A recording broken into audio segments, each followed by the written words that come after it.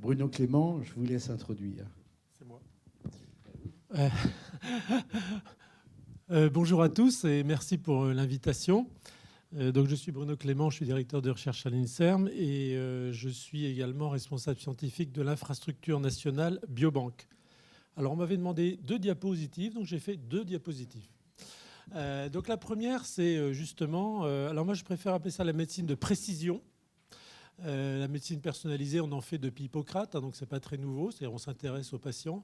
La médecine de précision consiste à améliorer la prise en charge et à préciser justement le meilleur traitement, la meilleure indication, dans un contexte de reconquête, on va dire, de la taxonomie de la plupart des maladies, hein, grâce aux apports de la génomique et de la génétique, qui fait que dans les années un peu derrière nous et de plus en plus devant nous, on va redéfinir beaucoup de nomenclatures et donc certaines pathologies, notamment dans le domaine du cancer.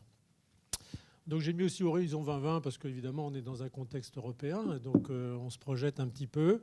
Et cette première diapo est pour vous montrer que dans ce contexte de médecine de précision, les échantillons biologiques jouent un rôle absolument fondamental. Bon, je serais bioinformaticien, je dirais la bioinformatique joue un rôle fondamental. Hein, donc il faut être modeste sur ce que l'on dit. Mais je crois quand même que c'est assez vrai parce que sans échantillons biologiques, on ne peut pas faire grand-chose. Mais ça, on le sait depuis très longtemps. Le problème, enfin, ou la question que l'on a aujourd'hui, c'est que les technologies ont tellement évolué qu'une approche NGS ou à très haut débit en général, à partir d'un échantillon, va générer des milliers, des millions de données dont la qualité va dépendre complètement intrinsèquement de la qualité elle-même de l'échantillon biologique et des données qui lui sont associées. Ça, c'est un point très crucial, c'est-à-dire qu'un échantillon biologique n'existe que parce qu'il est nommé et dénommé. Donc je les ai placés au milieu de cette diapositive. Donc ces échantillons biologiques vont arriver à partir de plusieurs sources. Bien sûr les patients, mais encore des patients bien définis en termes cliniques, ce qui n'est pas toujours très aisé. Notamment lorsqu'on fait on va dire du mondial. Hein. La définition des maladies varie beaucoup d'un pays à l'autre, enfin on va dire d'un continent à l'autre. Et donc la standardisation est un souci, mais en général dans ce domaine. Pardon. Bien évidemment, les échantillons vont venir aussi des micro-organismes, hein, tout ce qui est agents pathogènes, mais pas que, hein, de tout ce qui est microbes, on va dire, pour parler ancien. Les extraits végétaux, qui restent une source majeure de produits à visée pharmaceutique. Hein, donc la classification des échantillons biologiques, l'obtention des échantillons biologiques dans un contexte réglementaire qui évolue notamment au travers du protocole de Nagoya, qui va nous poser de graves soucis, je pense, en termes d'applicabilité. Et puis les modèles animaux ou cellulaires qui viennent de la recherche qu'on appelle amont ou cognitive. Voilà, les souris, les rats, les zébrafiches, les drosophiles, tout ce que vous imaginez, hein, qui sont en fait générateurs d'échantillons de modèles hein, et qui vont générer bien sûr des échantillons biologiques. Hein. Échantillons biologiques, ça va être de l'ADN, ça va être des tissus, etc. Et tout ce beau monde eh bien, va se retrouver dans des approches à très haut ou large débit, en génomique, protéomique, métabolomique, tout ce que vous connaissez très bien, qui va s'appuyer bien évidemment sur des bases de données, d'une part, et bioinformatique. Souvent, on dit bioinformatique pour les deux. Moi, je préfère parler d'abord de big data. On accumule beaucoup de données. Donc ça, il faut les ranger, il faut les classifier. Il y a toute une infrastructure importante et la France fait un gros effort sur le big data. J'espère que ce ne sera pas le plan calcul des années 60, mais disons que c'est au moins annoncé politiquement. Eh bien, et dans ce cercle vertueux, on va pouvoir générer de nouveaux biomarqueurs ciblés sur des pathologies bien définies, des nouvelles cibles thérapeutiques et évidemment des vaccins innovants qui vont permettre de développer la R&D dans l'industrie de la pharmacie et du diagnostic et dans les biotech que vous représentez. Donc vous comprenez que cet échantillon, eh bien, il va falloir l'avoir dans son congélateur ou sur sa paillasse d'une manière très précise, dans des conditions réglementaires et éthiques très précises aussi, avec une qualité, une assurance qualité, je le répète, aussi bien au niveau de l'échantillon physiquement, hein, c'est-à-dire ce que vous avez dans votre Eppendorf, et de la donnée qui lui est associée. Alors là, c'est beaucoup plus en fait difficile. On arrive, je crois, maintenant assez bien à avoir une qualité de l'échantillon intrinsèquement ou de l'ADN, etc. Mais la qualité de la donnée est un souci. Et je pense que Marianne va nous en parler après en ce qui concerne le cancer du foie. Deuxième diapositive. Alors, pour essayer d'organiser tout ça ou d'aider à améliorer l'accès aux échantillons biologiques, eh bien, dans le cadre des programmes d'investissement d'avenir, a été lancée l'infrastructure nationale biobanque. Alors, c'est un terme, voilà. Avant, on disait centre de ressources biologiques. Maintenant, on dit biobanque. Bon, c'est l'influence anglo-saxonne. Bon, il y a un côté banque. Bon voilà. Mais c'est comme ça. Dont le coordinateur est Georges Daguerre, dont je suis le coordinateur scientifique, qui est donc porté au niveau opérationnel par l'INSERM, mais qui réunit l'ensemble des organismes, puisque Jean de Regnecourt, ici présent, est le président du comité directeur, je crois que c'est comme ça qu'on l'appelle, Jean, de l'Institut Pasteur, en tant que représentant de l'Institut Pasteur. Donc vous voyez, on couvre largement l'ensemble des partenaires, INSERM, CNRS, hôpitaux, INRA, etc. On est bien dans une action transversale et nous avons également des liens importants avec l'industrie, le LEM ou Ariis, et puis on vient vous voir et on essaie de développer ces partenariats car on est dans un modèle investissement d'avenir. Donc notre mission est de favoriser le développement des partenariats publics-privés. Alors l'infrastructure biobanque réunit 82 biobanques, dont 7 centres de ressources biologiques microbiens sur le territoire français, sur lesquels s'agrègent environ 600 équipes de recherche industrielle. Et il est le nœud français d'une infrastructure européenne qui s'appelle BBMRI, qui est donc,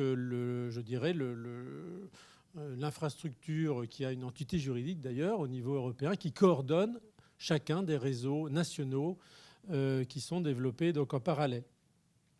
Donc les objectifs, bien sûr, sont de favoriser, etc., et renforcer les plateformes. Mais petit item numéro 1, c'est d'abord faciliter l'accès aux collections biologiques de qualité avec les données. Donc pas d'échantillons sans données, ça c'est un point très important.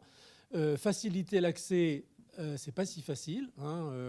Tout le monde peu ou prou a la pathologie du collectionneur de timbres. Donc on sait que donner ces timbres ou faire partager ces timbres, c'est assez compliqué. Donc il faut se donner des règles d'accès où on voit que on est un système collaboratif où chacun peut gagner à ouvrir ses collections, ouvrir ses congélateurs. Faire émerger des consortiums de recherche. Nous croyons vraiment que des consortiums qui sont centrés sur des pathologies et donc des cohortes de patients et donc des échantillons biologiques sont une approche intéressante dans laquelle les industriels peuvent venir assez en amont. On a toujours tendance à les associer à aval. Moi, je pense qu'il faut les associer plus en amont et de façon à faire quelque chose de peut-être plus intelligent, on va dire. Développer des technologies innovantes. Alors, les technologies innovantes, c'est en matière de conservation d'échantillons, de gestion de bases de données, de transformation de ces échantillons biologiques ou de traçabilité. Donc, on a une action dans ce sens-là. Et bien sûr, favoriser les partenariats publics-privés, ce qui n'est pas très simple. Ça passe par aussi avoir des règles contractuelles entre la recherche académique et la recherche privée, avoir une clarification sur les coûts d'échantillons, qui est un problème extrêmement difficile, parce que les CHU interviennent, parce que l'INSERM intervient, parce que tous les machins de valorisation, excusez-moi, on est entre nous, interviennent et ils n'ont pas forcément un discours homogène. Voilà. Je dis ça, j'en vois là-bas qui sourit. Alors, pour faire ça, on a fait des services communs. Enfin, on a voulu créer des services communs. Donc, je pense qu'on est pas mal avancé. Je vous ai mis des petits smileys, là. Évidemment, un portail unique d'accès aux ressources biologiques. Tout le monde nous le demande. Donc, c'est bien. Mais là aussi, c'est pas simple. Il faut savoir ce que c'est qu'un minimum dataset. Il faut savoir ce que l'on veut vraiment mettre sur son site web pour que chacun y ait accès. Il faut voir qui on cible. Est-ce que ce sont les industriels? Est-ce que ce sont les académiques? Les deux? Le grand public? Enfin, vous voyez, il y a toute une problématique sur laquelle on travaille. La qualité de l'échantillon, biosureté, biosécurité. Donc ça, c'est bien avancé parce que la France a été leader dans la création d'une norme. Et je salue Jean qui a beaucoup œuvré dans ce sens. Donc il y a une norme française, oui toi aussi, il y a une norme française sur les centres de ressources biologiques qui est en fait la mise en œuvre des recommandations OCDE qui datent déjà de 15 ans, qui a été le premier organisme international à définir les biobanques. Et donc c'est en fait la Bible pour tous les biobanqueurs. On s'appuie toujours là-dessus parce qu'elle a été signée par tous les pays de l'OCDE et plus les observateurs, dont la Chine. Donc c'était un point très important. Et donc je pense qu'en termes de, par exemple, de certification, plus de 50% des biobanques sont certifiées. Donc voilà, je pense que pour les industriels, c'est un point très important. Biosureté, biosécurité, on pourra en reparler, mais évidemment, il y a les agents pathogènes, etc. Affaires réglementaires, éthique et société. Donc là également, il y a une plateforme. Donc Anne parlera tout à l'heure parce que c'est la spécialiste française et européenne et internationale du domaine. Donc on s'appuie beaucoup sur la plateforme de Toulouse, bien sûr. La partie bioinformatique, où on va dire grosse difficulté aussi, c'est interopérabilité des bases de données. Vous savez, je ne vous fais pas un dessin. Vous avez une base de données à l'hôpital, une base de données à l'INSERM, une base de données au CNRS. Tous les logiciels sont différents. Et quand vous avez 3 hôpitaux, il y a 3 logiciels. Donc en fait, il faut trouver un système pour qu'on puisse rendre interopérables toutes ces bases.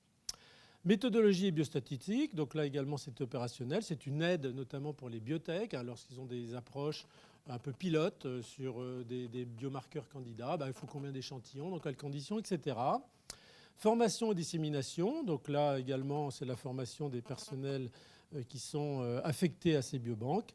Plateforme technique RFID et ADN. Alors RFID c'est radiofréquence, donc ça c'est une technique que l'on a développé avec la plateforme de Nice, qui est un système de puces radiofréquence qui permet donc de stocker des informations et que l'on adjoint aux échantillons, qui permet une traçabilité quasi parfaite de l'échantillon. Et ADN, c'est, je dirais même acide nucléique, parce que maintenant on va aussi sur l'ARN, c'est le stockage dans des conditions simples et peu onéreuses, donc dans un système sous gaz neutre. Et puis interface avec l'infrastructure pan-européenne. Donc là, c'est ce que je vous disais tout à l'heure. En fait, on est miroir d'une infrastructure européenne. C'est-à-dire que tout ce que l'on vous a décliné là en termes de services communs, on le retrouve dans les pays partenaires de l'infrastructure. Et le but, bien sûr, c'est à terme, parce qu'on n'y est pas encore, que ces systèmes se coordonnent au mieux, de façon à ce que vous, demandeurs d'échantillons, vous puissiez aller en Europe d'une manière assez simple. Voilà. Je suis prudent et pas forcément comme ça. Donc voilà, alors je vous ai présenté ma première dia, ça sert beaucoup les échantillons. La deuxième dia, on essaye d'améliorer l'accessibilité. On a de plus en plus de demandes du côté des biotech, plus que du côté des grands groupes, parce que les biotech n'ont pas, bien sûr, in-house tout ce qu'il faut en termes réglementaires, en termes de ça. Donc on offre ces services-là qui sont listés ici. Et je pense que c'est par là qu'on peut travailler en termes de partenariat public-privé. Mais on pourra en discuter si vous le souhaitez. Je vous remercie. Merci beaucoup.